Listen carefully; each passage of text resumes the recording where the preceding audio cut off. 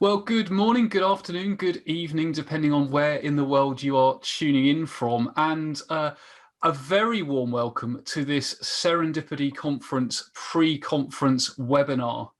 I'm sure many of you tuning in are already aware and indeed have already registered for Serendipity. But just for any of you who haven't yet, Serendipity is a free we're calling it a half-day conference, but actually it's about 7 hours long because we had so many speakers submit for it, and even then we couldn't fit all the speakers that we wanted in. Hence these additional pre-conference webinars happening on the 15th of July. And in this pre-conference webinar, I'm really pleased to say we're discussing a topic that I'm sure is relevant for many, if not all of us, which is about building a business analyst career path. How many times as an analyst have you heard somebody say, where do I go next? Maybe you're feeling stuck, or maybe you're even struggling to get into your first business analysis role. Or perhaps you're in an organization where the career path doesn't align to your career aspirations. If any of those things are true, then you are absolutely, definitely in the right place. We're going to be discussing topics like that and more throughout. I'm really pleased to say that with us today we have Laura Brandenburg, someone who really needs no introduction in the business analysis world. Many of you will know Laura from Bridging the Gap, where she's CEO and founder.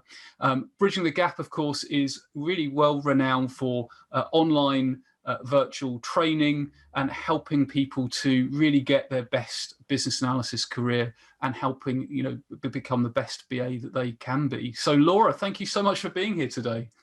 Yeah, thank you so much for having me, Adrian. It's an honor to be here and talk about one of my favorite topics. Yeah, no, me too. And I have to say, for anyone who is perhaps newer to the business analysis world, we've known each other a long time, and I was a blogger on Bridging the Gap, and so it's weird how the world goes full circle. That is for sure. You've written some great content for us. I always enjoy writing.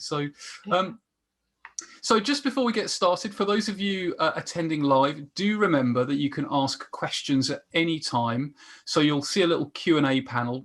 As we go through, do ask questions and we'll cover off as many as we can in the time that we have. The other thing I wanted to let you know about is about a mural board. So a virtual whiteboard that we have running in the background. And the idea behind this is that as you're watching, you can, add your thoughts. When Laura says something that particularly resonates with you, share it, put it on the mural board. And it's kind of like collective note taking. So I've just put that on the chat window for you. I will just share my screen for you so you can see what that looks like. Let me just get that. I can see people joining the mural board already. You're very, very keen. That's excellent. So let me just share my screen and show you that board. So you'll see here, it's pretty simple. You just double click, and people are already doing that. Double click and add your sticky note. You can put your thought in there. You can drag it around. You can be as creative as you want. Try using any of the tools on Mural. And what we'll do is we'll take a look at it as we go through.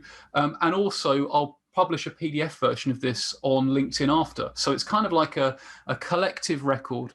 You'll also find a few useful links on there, a link through to the Serendipity site, and indeed to Laura's LinkedIn profile and mine if you decide you want to connect with us. So with that in mind, we'll get started. And I think a really good place perhaps to start, Laura, is to,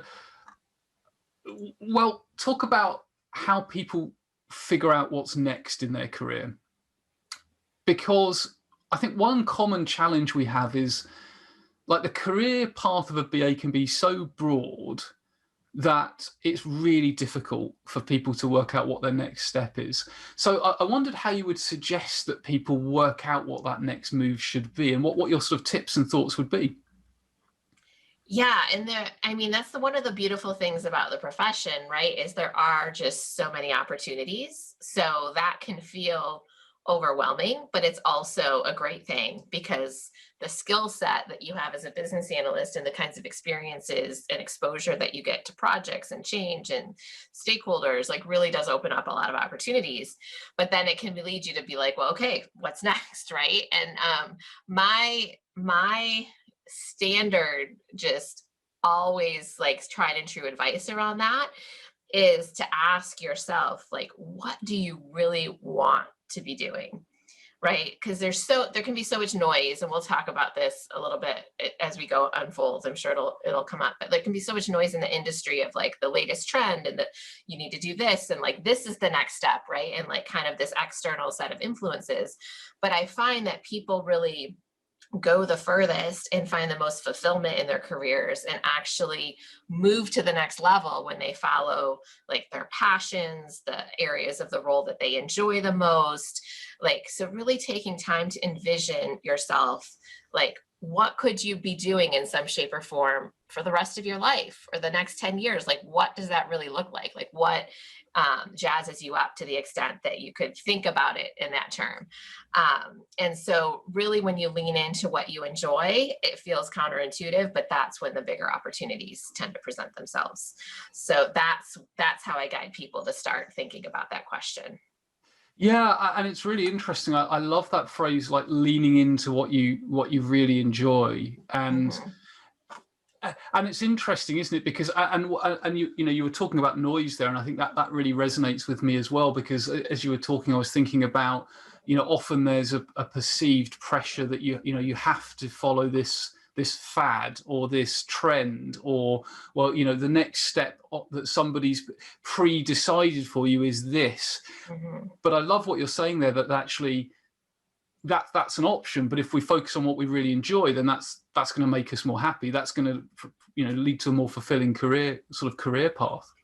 And when you do what you're enjoying, you will naturally do your best work, and that will like naturally make you more impactful and more valuable to your organization as well.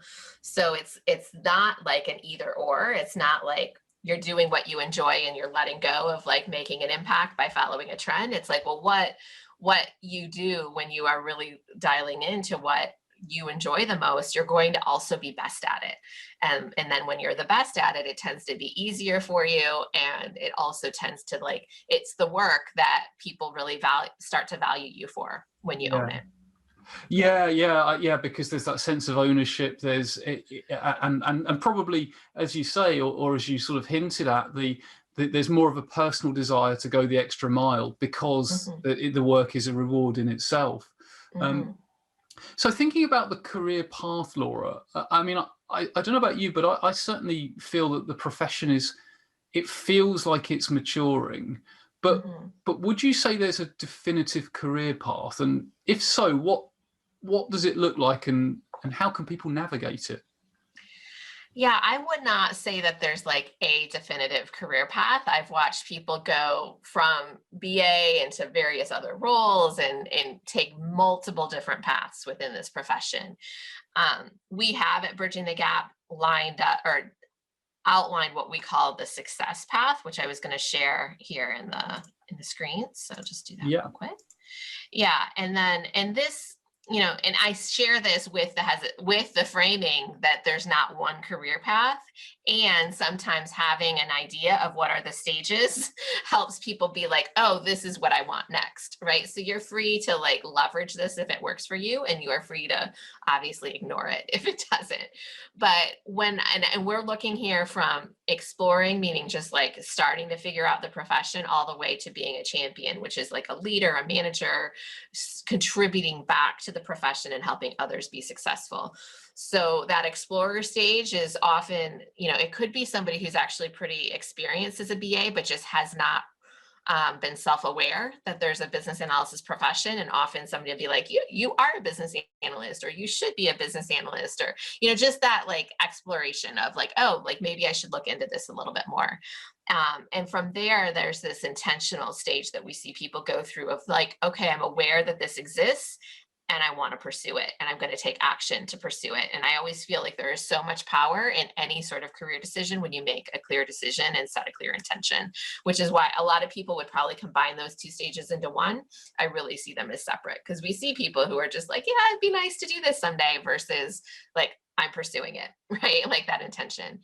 And then there is this sense of officialness of when you become the BA for the first time. And, many of you, this might have been quite a while ago for you, where you had your first official role, or you might still be feeling like, oh, wait, I'm waiting for somebody to like recognize me as a business analyst. This doesn't necessarily mean you have the title, but you do have the role and the responsibilities, and you're being asked to do those in your work.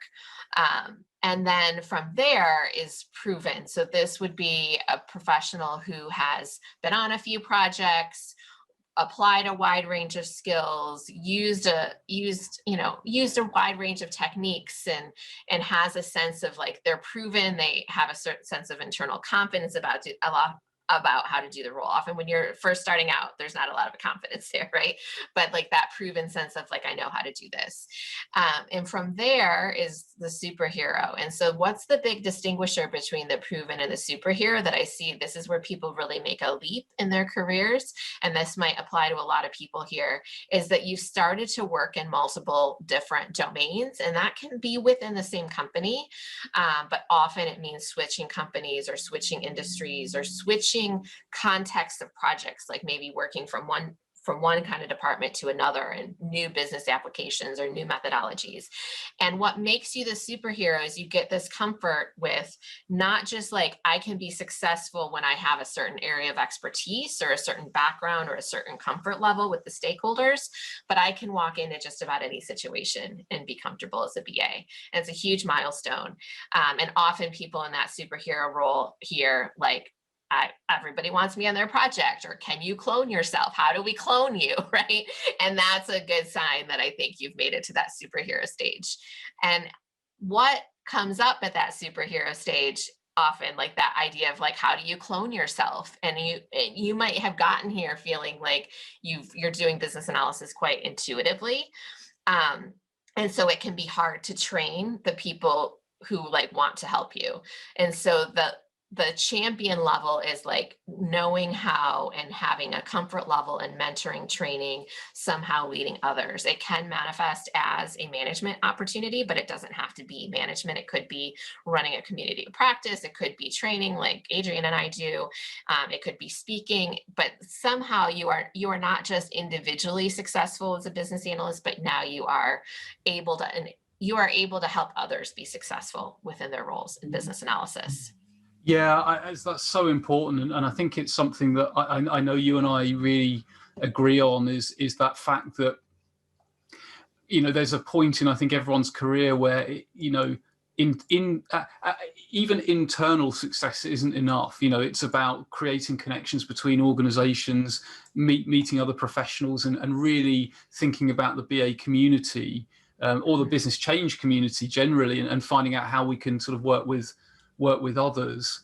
Paul makes a really interesting observation in the chat. Paul says he agrees there's no definitive career path, but he believes there are new ones emerging as we mature. He'd be keen to see BA career paths evolve in the political area, so politics produces solutions rather than more problems. Wow. I mean, I think we can all agree that politics can get in the way sometimes.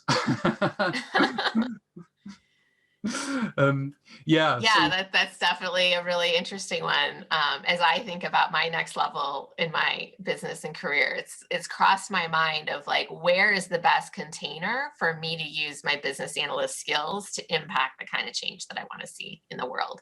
And that's a whole nother discussion, but like sometimes I think it is through nonprofits and businesses that have a social consciousness to them. And it probably could be also within the political sector as well. Yeah. Well, and it's interesting, isn't it? Because politics has so many connotations to it. It could be political with a capital P. It could be internal politics. It's one of those landscapes that we navigate. And Marcus adds that being a BA is being a BA is a great stepping stone to other careers within parallel roles, like, and he lists some examples, product owner, scrum master, IT manager, product manager, consultant, etc. So would you agree with that, that actually there's a really good ability to step sideways into a parallel role as well as progress through that career path? Certainly. I mean, I think once you have the foundational skills as a business analyst, like they serve you in so many roles. And I mean, we at Bridging the Gap are mostly helping people transition into business analysis. But what we see, which is the flip side of what Marcus shared, is that many people come into business analysis and they are at the proven or superhero level once they just get the foundations in place, right? Once they learn, oh, wait, I've been doing this for years under a different title. Yeah. And like now I just need to like learn the foundations, kind of give myself that structure, a sense of industry standard practices. And I'm really like, I'm at the superhero, possibly even champion level. So like, yes, those skills are used in so many different roles that it can be a launch pad into the profession. It can also be a launch pad into something related. Yeah. Interesting. So you mentioned skills there, Laura. So, I mean, what would you say that some of the skills someone would need at, say, official level and proven levels? Yeah. So I have a second slide to share, just a second here. Because this is something we've thought a lot about and actually built a model of at Bridging the Gap in terms of that foundational skill set. So this is the model that we call the Business Analyst Blueprint, which is something that we do training around all of these skills, but they are the things we do training on because they are the skills that I've seen make the most impact for me in my career, and also the people that we train on who are at all different levels of that success path spectrum.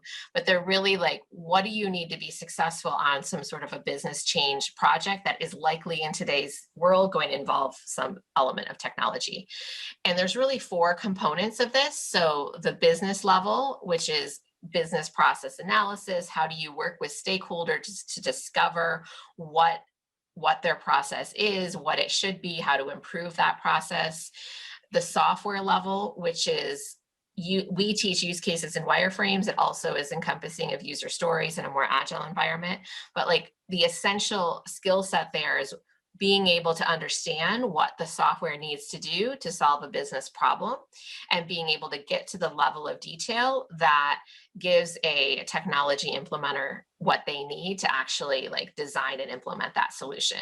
And it's often for people who come from a more business background, a couple layers deeper than they're thinking, but it's not like, how do you actually code it, right? Or what queries you're writing or any of that. It's very functionally like, what is that user going to experience when they interact with that software, and being able to get to that level of specificity. And for people who come from a more technical background, it's often like up a few layers than what you're used to talking about in terms of like the code and the interactions and how things interact, so that the business user can also really understand what it is that they're approving when it comes to the requirements. The third aspect of the skill set that I think is really important, and is we've seen becoming increasingly important with business analytics and kind of the emphasis on reporting and data, is that information level or the data modeling. So how are we going to actually organize information and store information in order to help our business achieve a certain process? And both from a terminology perspective of like, are we using the same words to talk about the same thing? And from a database organization perspective, again, not like how would you actually build the database, but what are the key elements that you need in the database? And what, especially if you get to the where you're like moving systems from one to the other, like how does that relate to our legacy system or the spreadsheets that we're using? Like how is this data going to get moved in, and being able to map that? I saw you come up mute. Did you want to interject something? Yeah, well, I was just thinking, because I agree, and I think that information modeling, data modeling, however we term it, is something that I know some BAs are almost afraid of. It's like it's a bit scary, but actually it's like the information, I know it's the cliche, but it's the lifeblood of the organization. And I like what you said there, because what we're not doing, we're not designing a database schema, but we do Yeah. need to know the information that needs to be processed and how that information relates to other bits of information. And I mean, Yeah. migration is just a perfect example of that. Also, probably needing to know the quality of the stuff that's there at the moment, and so on.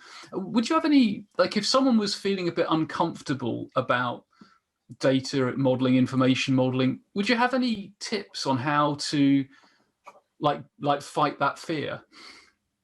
Yeah. I think part of the discomfort comes from having seen something like an entity relationship diagram that's Yeah. really just the output of the existing database, and it's like computer generated, and it's a spider web that you can't even see all on one screen. So like the way we teach it and the way I encourage people to kind of break through that is to do more of a top down. So what are some of the key business concepts? Like it could be customer and order and shipping address. Like, I mean, that's a generic example that everyone can buy into, but what are some of those concepts? And put those in boxes and then start to draw the relationships between them and like list the types of information that are contained within each of those containers. And so just really be thinking about it more from a business perspective than from a like, oh my goodness, this database has 1,000 fields and like I need to understand them all perspective. So it really is about kind of basic conceptual understanding of the information. Yeah, do you know what? I 100% agree with that, and I think it is almost, yes, it could be expressed as an ERD or a class diagram, and that's a method.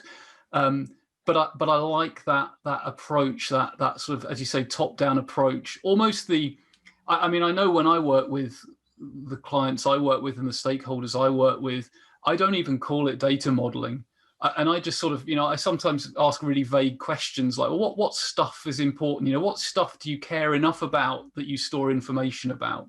And Yeah. and you start to have the conversation about, oh, okay, so there's a policy and a policyholder. Is a policyholder the same as a customer? Or and what if they haven't bought a policy? Are they still a policyholder? So and then you can start to talk about glossaries as well, making sure that terms are being used consistently. So Yeah. interesting. Yeah. I mean, and that's exactly how the skills, I feel like having the foundation and the analytical skills allows you to have those conversations really easily, because it's almost like you're intuitively thinking in some of these models, or it's at least baked into your mindset, so Yeah. that like the tools are operating at a certain level in your mind, right? That enable you to sort through the definitions and ask those kinds of questions. And so if you're kind of find yourself unable to like push back when people are using terms and it doesn't seem like they're using them consistently, like that, sometimes just having the tool or that skill also gives you the power to ask those questions. Yeah. Yeah. I know this is something that's been said many times before, but I think it's one of the great powers of any kind of model is that it's possible to ask a question or criticize the model without criticizing any people. You can kind of say, well, hang on a minute, this is inconsistent. Like, are we all on the same page here? And you get that kind of, oh, you thought and you thought we're not quite seeing eye to eye type of thing. So great. So what about the higher skills, Laura? Because we've talked about the official and proven. What about Yeah. superhero and champion levels? Yeah. I feel like it's in many ways, it's like the same foundational skills at the next level, right? And one of the analogies I like to share is like when you think about people who play pro sports, like they still practice if they're a basketball player, they're practicing their layups and their free throws. And if they're a football player, it's their passes and their tackling. Like we often think that we need to do something new and fancy and shiny, where really we often need the foundational skills, like almost like what we were talking about, like baked in, right? They become almost second nature. So often it's very much the similar skills. And like, we didn't talk very much about the process framework at the bottom, but I think that's another really key one, is having some sort of framework of like, this is how I guide a project. And especially we see this for people going from superhero to champion, who are like unable to articulate at first how to like start a project and how to take things from beginning to end. It's like, and then they see the framework. It's like, oh, this is what I've been doing intuitively all along. And then that empowers them to empower others, right? To teach others and to help guide them, because they have a framework or an approach. But other things that tend to come up at that higher level are definitely like, you might have an area of expertise that really allows you to specialize in a specific area. You're probably going to have even stronger communication skills in terms of being able to have communications with higher level stakeholders, and being able to hold more ambiguity, and looking for the way to say it, but like being able to have conversations at a higher level without slipping into all the details, right? And like kind of, I mean, I remember when I was just kind of bleeding into that area, and like a senior CEO type person would ask me something, and my mind would go to like the 20 use cases I was going to have to write to make that happen. But to be able to navigate conversations at that level without the overwhelm, at least for a period of time. Yeah. You know what? I remember doing exactly the same thing, where someone really quite senior asked a question, and the question was essentially that the tool that we're implementing, can it do this? And the answer I gave, because I was relatively junior in my career, was yeah, and this is how it would do it. And I remember he replied, and this is a very typical sort of British, slightly dry wit, but he just replied saying, "That's a slightly more robust answer than I was looking for. Like a yes would have been fine." And I just thought, yeah, point taken. That's good feedback, right? It's a good learning. Paul adds a really interesting aspect as well. Paul says, "I feel like we should, BA should be more specialist than generalists. It's not possible to be good at everything.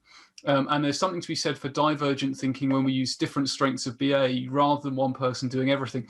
I think, Laura, that fits really well with what you were just saying at those higher levels, where actually, yes, we've all got the broad shared skill set, but then we might specialize in pre-project work, or in sort of strategy analysis, or in a particular domain, or whatever. Is that sort of how you'd see that working?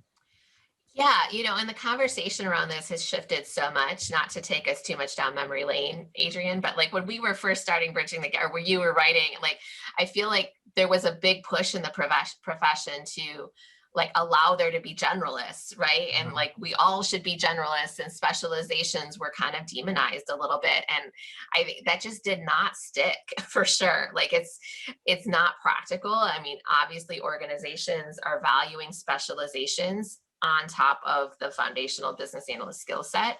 So I do think, and that's where it interplays to like you deciding as an individual, where does your passion lie? Like, what is the specialty that's really going to drive you and to energize you and to fuel you? And what is it that you really like the most, and using that to propel your career forward? So I would agree. I think the idea of being a pure generalist BA is sort of kind of a lost cause, and we're in a world of specialization. Yeah, definitely. So Anita asks, what are some examples of specializations? Yeah. Some of the ones I see, and I'd love to hear from you too, Adrian, like I see a lot of specializations around business applications. So a big one right now is like Salesforce.com or ServiceNow or Microsoft SharePoint. So like being a business analyst who is focused on building solutions in those specific business applications. You can specialize in an industry. So like some industries have quite a bit of requirements, like financial and insurance and healthcare are three that come to mind that just require you to know a lot about that industry typically.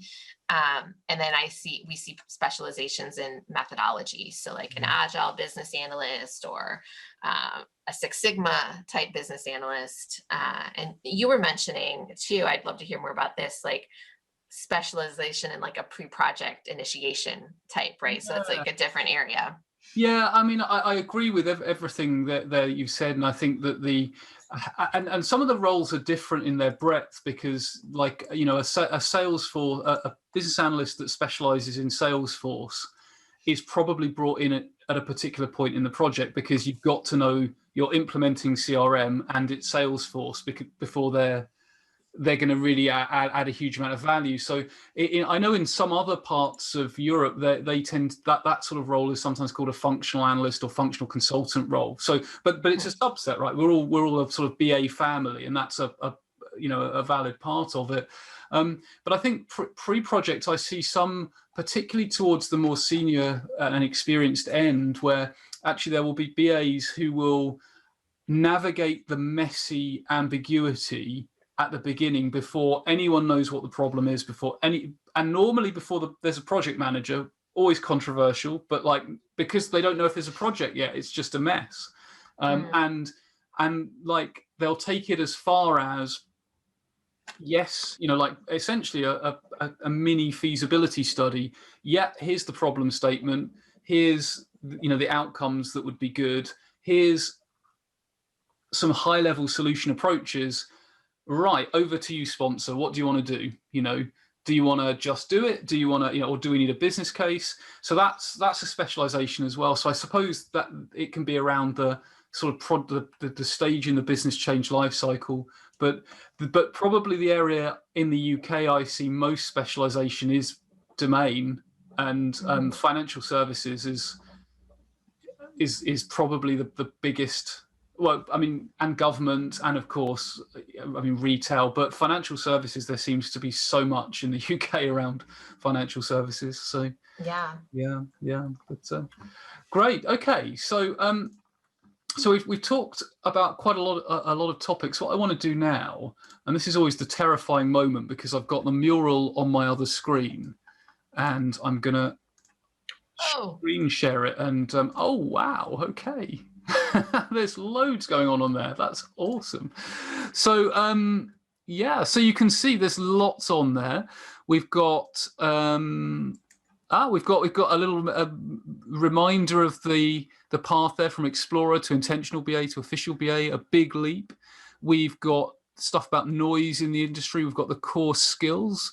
Wow, thanks to everyone who's contributing. You're really capturing the essence of the webinar here. This is awesome. So great. Well, for anyone who's joined a little bit late and hasn't seen the link to the mural, I will just pop that in the chat again, just in case you want to contribute towards that. And as a reminder, I will put a PDF of that on LinkedIn. So if anyone's missed the webinar, you can catch up with the mural there as well. So one topic that I know always causes controversy is where next. So what sort of career options would you say that there are outside of business analysis, if someone wants to take one of those sideways steps? I think it was Paul was mentioning earlier, rather than following a sort of linear or logical progression. Yeah, I mean, I think we've been talking about how many opportunities the skill set opens up. So there really is, like, whatever you could imagine could be there, but some of the things, or some of the roles I see people transition into could be like project management, right? Often project managers' roles are project management and business analysis. Definitely all the communication you learn as a business analyst is key for that. Technical architecture, if you're more of a technical bent. Business architecture, which you could argue is part of business analysis, so like, is that a progression within business analysis or a sideways step, one or the other? Really, I think often sometimes more of a focus on process improvement in the business side would be another area that we see people transition into. Operations is not, we were talking about this in a call earlier this week with my team, and like operations being a way to get more management experience, kind of a direct line within the business. You're often doing process work and process development within your team, but another kind of parallel way or a side step. So it really comes back to like what's interesting to you and how is it going to get you where you want to go? Yeah, yeah, and the business architect is such a hot debate, isn't it? Because I must admit, I find that I think just about every really good senior BA, experienced BA that I've met are doing elements of business architecture, whether they're calling it that or not. That's not to say they're doing the whole of the business architecture role, but it's really hard to do analysis at that level without creeping into business architecture. So there is that question of, is it a sidestep, is it a move up? But yeah. So we've got a question from Simon, and this is a really tricky one, but I'd be really interested to see what you have for this one, Laura. Simon asks, when is it right to move on from a role?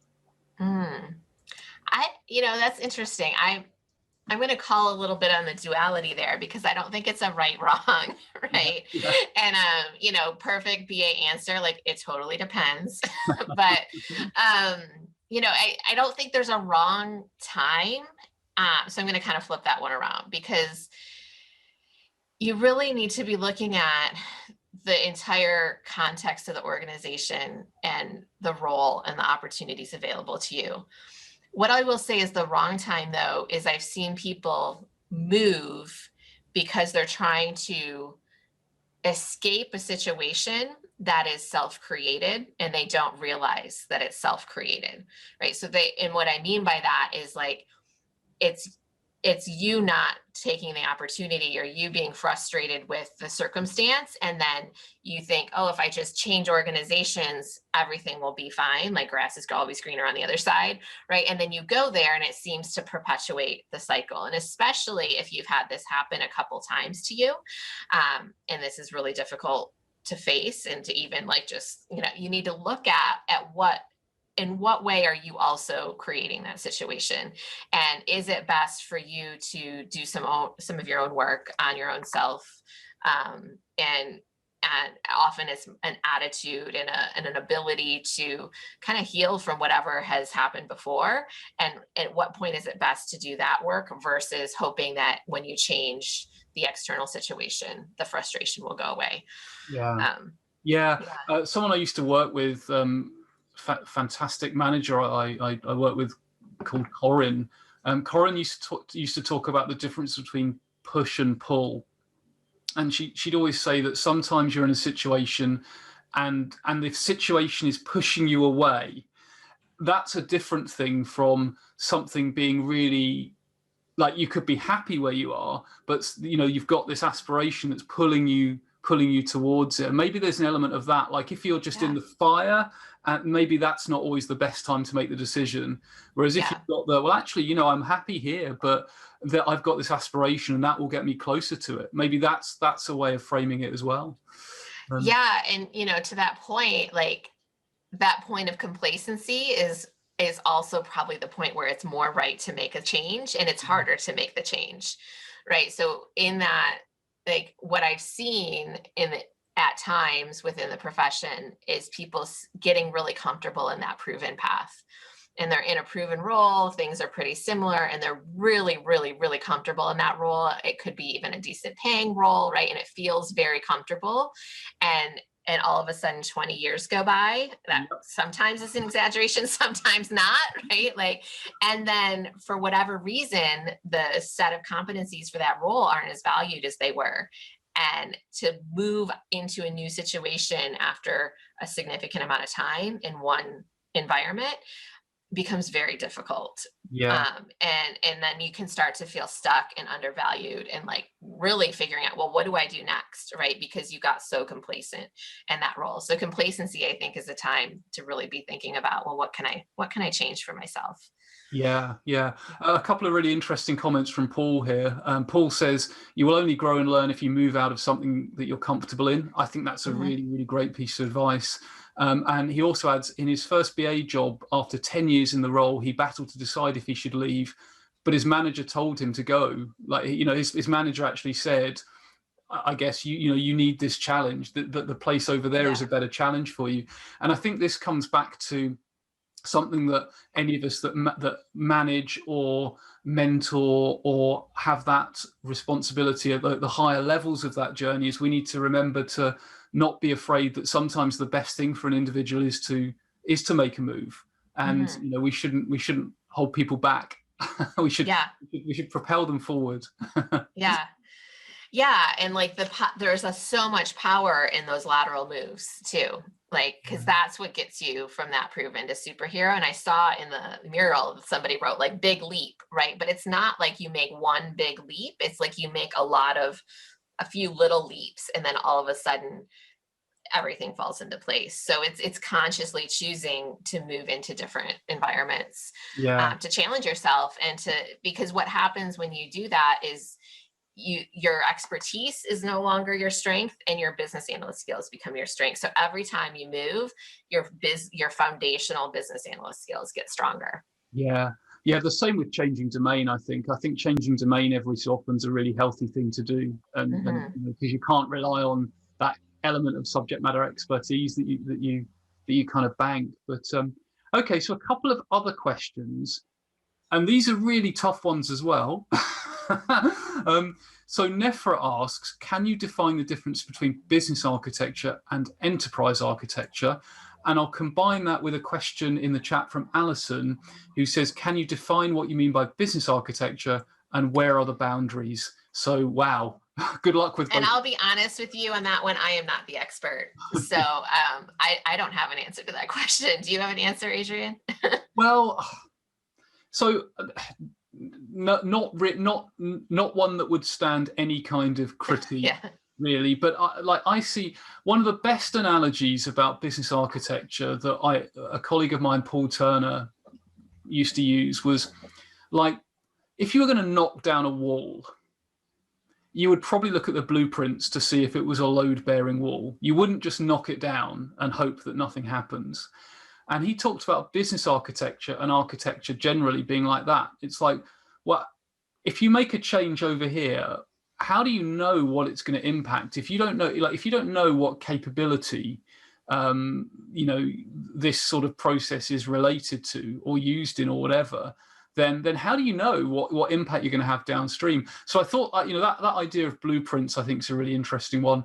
The difference between business architecture and enterprise architecture, you know what? I deliberately went to an enterprise architecture conference once to try and figure out what it was. And it was great. It was interesting, but I didn't know by the end of the conference, because I think, like business analysis, there are so many different views on what it is. And as an outsider, it's interesting, but yeah, I think Yeah. that's one. Maybe I'll see if I can get an enterprise architect on to answer. Yeah. And Paul says throw in solution architecture. Yeah, again, that's another another. Yeah, I think in the context though of your career path that we're talking about here, it's like what tool, like they're all tools, right? There's different tools, there's different techniques. That's not an area that I have a lot of background in. And so like giving yourself permission to practice with them and try them out, use them on a new project or use them outside of a project, and get familiar with them and see how they're going to add value. See, is this something I really enjoy versus like, oh, wait, you know, this isn't where I want to go. Going to conferences, like I think another, just like not having to like figure out exactly what that next role is before you just allow yourself to learn and experiment, and then see if that's going to take you somewhere. So there Yeah, can be some messiness to it. definitely. And we have an anonymous question that's come in through the chat. And the question is, this is a great question. How can someone go from a BA to a C-suite executive? I love that ambition. Yes. Well, one way that Adrian and I have both done, right, is to start your own company. That is one way, that's true. Yeah.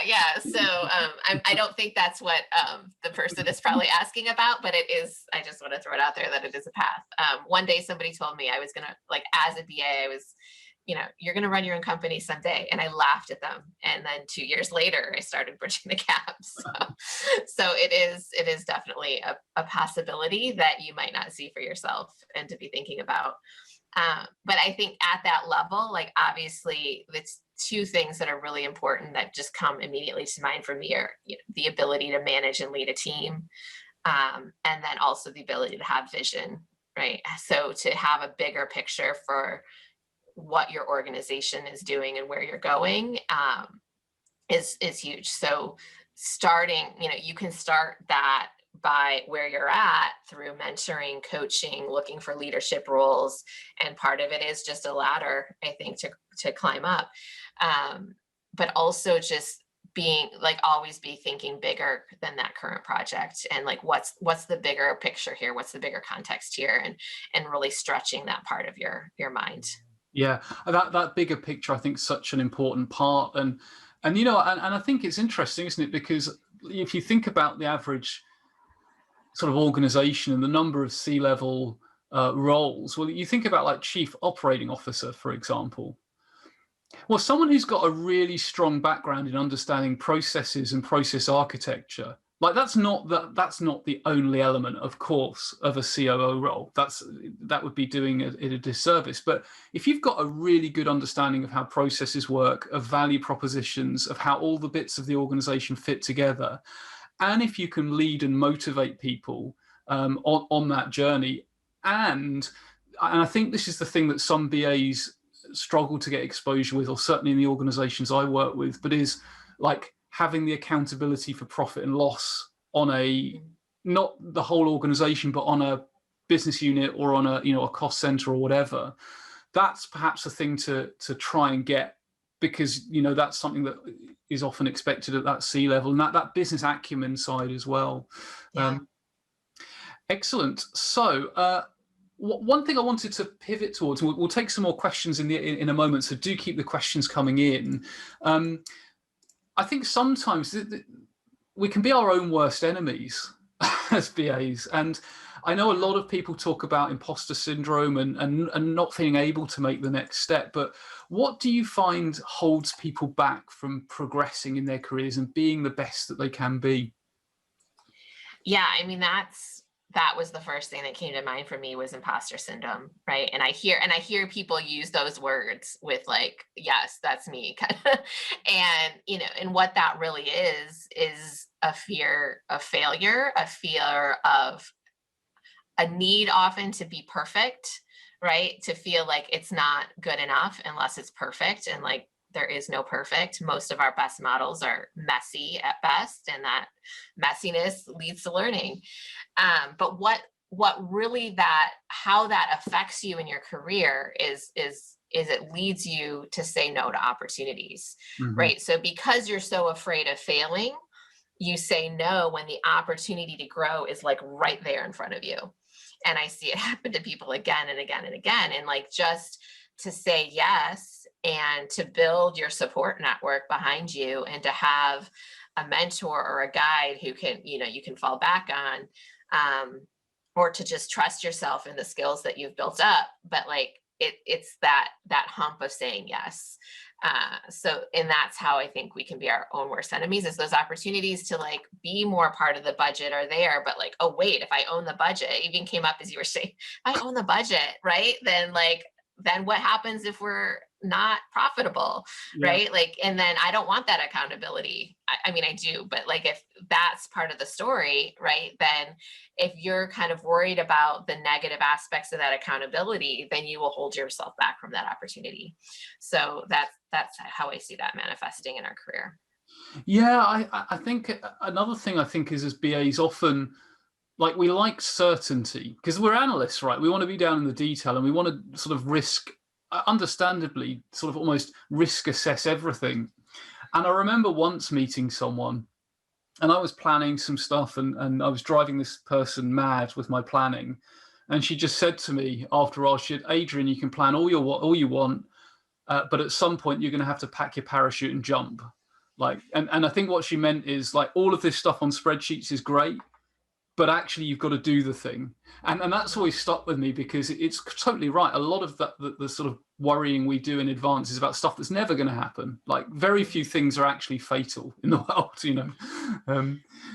So okay, so let's have a look at some of the questions. So we have another question in the chat from someone who works as a hybrid senior BA and delivery manager, but doesn't for some reason have the confidence to apply for a pure delivery manager role. I mean, this relates to that last question about holding ourselves back, perhaps, Laura, but any tips on how to overcome that type of like self-inhibition? Yeah. So, I mean, I'm not being as familiar with the delivery manager. Like I don't have a sense of what the beliefs might be, but to ask, the question I always like to ask myself when I feel myself holding myself back is like, what is the negative consequence of me taking this action? Right. And negative consequences. And that this is for any goal. Right. Yeah. So in like actually allowing yourself to surface like, oh, do I think it might be less money? Do I think I won't like it? Do I think it's going to mean more hours? Like, what are all the things? And then where needed, like do some research. Like, is this true? Is it just a story in my head? If it's a story, where did that story come from?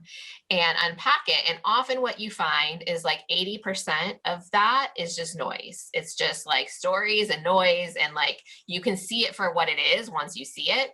And then there's like a gem in there of like, oh, actually the one delivery manager I know works almost every weekend or something. Yeah. And like, I don't want that. And so then it becomes this question of, how do I achieve my goal and include that in my goals? So like, I want to be a service delivery manager who works whatever your boundary is, like being really clear about your boundaries and your non-negotiables as an example. Yeah. So then it's like, how do I do what I want and not have what I don't want, but like reframing that in a positive. Yeah. And then that's where you can start to do business analysis on your goals. Like, okay, what does that look like? And how can I make that happen? Yeah. And how can we make it happen within the constraints of the organization, or does that mean moving organization? And maybe it's the right role, but the wrong organization, or the wrong, so those kind of questions. So, okay. So I'm going to try and cover a few comments and questions at once. So thanks to everyone who's putting comments in the chat and so on. So Paul says, Adrian, do we like certainty? We're specialists in finding certainty in the chaos of a project, especially at the beginning. I agree with that. And I think I can only speak for myself in that ironically, I'm fine with ambiguity on a project or in an organization, but when it's on a personal level, it feels quite different. It feels quite different to a project. Paul also mentions that he might be answering that C-suite question in a strategic analyst webinar he's doing for the IIBA's South Africa chapter. He says, sorry, didn't mean to plug it, but you plug away, Paul. That's completely fine. If you want to put the URL to that in the chat, we'll definitely share that as well. And Bindu asks, how can one know that a BA career is for them when they're considering a change in career, and what can they do to be sure? Yeah, it's a great question. So, it comes back to that certainty, right? And that need for certainty that we have. But what I would suggest that you do, I do have a post, if you Google, it's called 42 Reasons to Start a Business Analyst Career, which is like a great just mental checklist of like how many of these resonate with you, right? So I would suggest that as a resource. And then the next thing to do is to actually give yourself permission to experiment with it. So go out and analyze a business process, like learn a little bit about use cases and try to put together a use case. Like see how, especially business process analysis, because anyone in any role can always find a way to analyze a business process and just see, like, do you like it or not, right? As opposed to trying to decide in advance in an abstract way whether or not you're going to like that career. Like you can do some research and then it really becomes like a trial and error of give yourself some permission to experiment with it. Yeah, and I don't know about you, Laura, but this relates to something you said earlier, I think. But I find often people who are interested in the role are already naturally doing bits of it, and they might not know it, but they're like, well, I work in a call center, and I'm always trying to problem solve, and I can spot the gaps in the process. It's like, oh, okay, you're doing a little bit of process analysis there already. So we're just getting towards the end of our time, Laura. So if you had one key message for people watching who are wanting to take the next step, what would that biggest piece of advice be? Yeah, I will feel like I'm sharing what I've shared, but it is the biggest message. Just to really be aware of the noise, both the noise from your external environment, but also the noise that might be in your head around what these goals mean to you. And I'm so glad we got the question around the development manager, because I think that non-negotiables exercise really can reveal a lot of that. And it can also help you identify what noise externally is really like kind of embedded in your mindset, right? And so this is a time, like, we are coming out of like a globally challenging time with the pandemic, and like, if there was ever a time to think about what do you want most out of your life, like, I hope that you're all inspired to do that now. Like, we've been shown, right, like, life is precious and we don't know what's coming around the next corner. So why not dig deep and figure out what you really want to do with your career, and use this time as a momentum builder to do that. Yeah, absolutely. Because there's so much talk of new normal, next normal. Well, actually, we have the power within us to create our own next normals. Yeah. Certainly from a career perspective. So, Laura, well, thank you so much. I'm absolutely certain that people watching will want to know more about how you can help them, how you can help them fast track their own careers. How can people stay in touch? How can they follow you? And I mean, how can you help? How can you help them accelerate their careers? Yeah. Thank you for that question, Adrian. So you're welcome to get in touch with me on LinkedIn. So Adrian put my link in I forget what the tool was, but the mural. Yes. So that's a great way to get in touch with me and connect with me. I have a website called bridgingthegap.com. It does have hyphens in it, where we have a ton of free resources, like hundreds of articles and videos that are also on our YouTube channel. If you want to go deeper with me, I do offer an online training program called the Business Analyst Blueprint, where you can earn your applied certification in business analysis. So it's a new certification that just came out about 6 months ago. We've got our first 60 or so recipients as part of the registry. And in that program, you learn the foundational skills that we've talked about, but you also have the opportunity to apply them and have that reviewed by instructors, and really connect with business analysts across the globe. And the biggest outcome people say they get from that program is just confidence. And in particular, because we're leading up to our enrollment period, the next session starts July 22nd. We are running a free workshop that starts next Wednesday. It's called Launching Your Business Analyst Career. And you can find that at bridgingthegap.com/launch. And we'll talk more about the opportunities within the BA role, the different skill sets that are required. And I do, especially for the person who had that most recent question, the second part of that workshop is all about business process analysis. You'll get our business process template and some ideas to start analyzing the process. So if you're in that, like, am I sure what the next step is, that part of the workshop would be really valuable to you. Wow, fantastic. So excellent. Well, I've put the URL Bridging the Gap in the chat, so people can click through right away on Awesome. that. And I would definitely recommend that you do that, and do connect with Laura. Always good to see what she's sharing on LinkedIn. Well, apologies to anyone whose question we couldn't get to. Laura, are you happy if people connect with you on LinkedIn to follow up on any questions? For sure. Yeah. Fantastic. Well, excellent. Well, thank you, Laura. I know I've taken a lot from that session, as I'm sure people watching in have. So thank you for taking time out to have a chat today.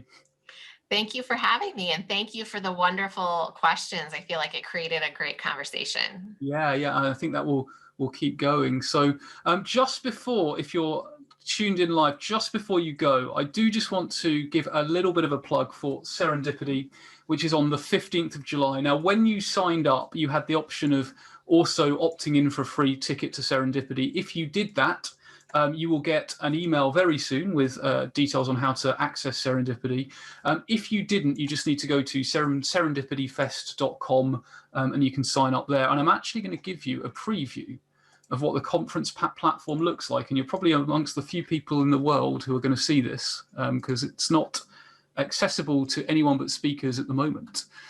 So what we have is the conference festival, sort of the general area. There's a really, there's over 30 speakers over about 7 hours. You'll be able to tune into all of these, and it's completely free.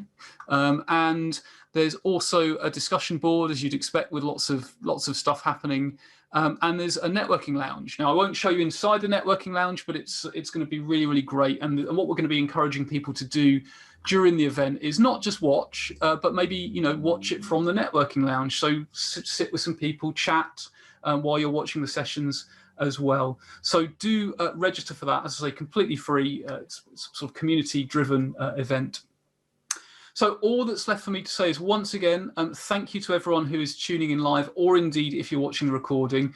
Massive thank you to you, Laura, as well. So I'm sure we'll catch up again soon. So thanks, everyone. And yeah, enjoy the rest of your day. Thank you so much, Adrian. Thanks. Bye. Bye.